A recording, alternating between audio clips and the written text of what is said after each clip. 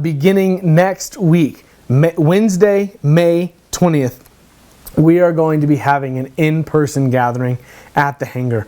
And we are praising the Lord for that opportunity that again, with much prayer, with much wise counsel and approval from our city leaders and from the hangar, we are going to have an in-person gathering. Now, I'm assuming there's going to be questions that go along with that. So what I want to do tonight is try and answer a lot of those questions, but we have open lines of communication. If you have more questions, just let us know, okay? First things first, we are not going straight back to normal, okay?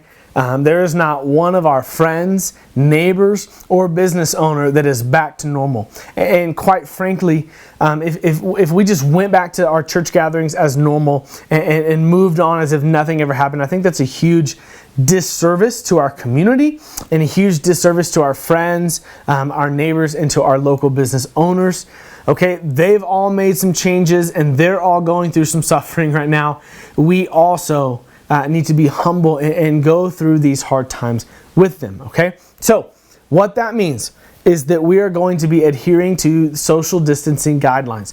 We're going to have groups of 6 seats, and they're going to be separated 6 feet apart.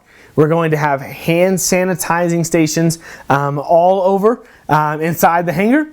And we're going to have masks that are available to you. You do not have to wear one. But if you want one, first bring your own. If you have one, that's great. If not, again, we are going to provide that for you. The masks are optional. The hand sanitizing is highly recommended, okay? When you walk in, put some on. When you walk out, put some on, okay? So again, we're going to have groups of 6 seats. Families will sit together. And we'll have each of those 6 seats separated 6 feet apart, so we're adhering to the social distancing guidelines that all of our restaurants and all of our neighbors and friends are doing as well. And again, we'll have hand sanitizing stations everywhere, and we're going to have masks available to you. We encourage you. I trust me, it is harder for me than for any of you.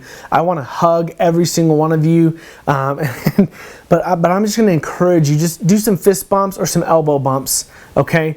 Again, this is things that everyone in our community is doing. We don't need to act as if we don't need to follow by the rules either, okay? Jesus does say that our community will know us by our love for one another. So we want to love our church well. We want to love our community well. And these are some of the ways that we can do that, okay? Now, so that's the in-person gathering. We are, and I ask for your prayer in this because you know I'm not the best at technology. We are going to be setting up live stream to where on YouTube, our website, or on Facebook, you can view the sermon next Wednesday live, okay? We're doing that because we know that some of you are just not ready to go back to an in-person gathering. Maybe some of you are older in age or in a vulnerable age range. Maybe some of you are immunocompromised.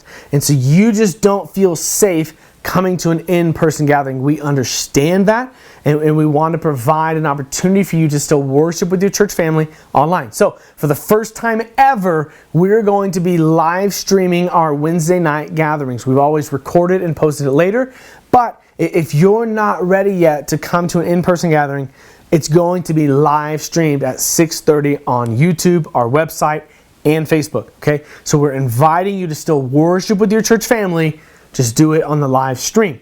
And then as you're able, join us again in person. And so, church, it brings me so much joy to know that this is the last time I have to sit at my kitchen table and preach to a camera. But that we get to be in the hangar next week. Again, we're going to be doing social distancing guidelines. We're going to be honoring our community and loving our neighbors well, trying to prevent the spread of any sickness.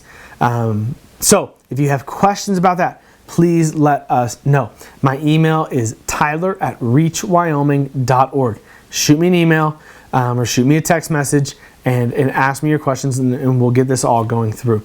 Anyways, I know that was a long announcement, but I'm certain that you were excited to hear it. At least I know that I am, and I'm looking forward to seeing you in person next week.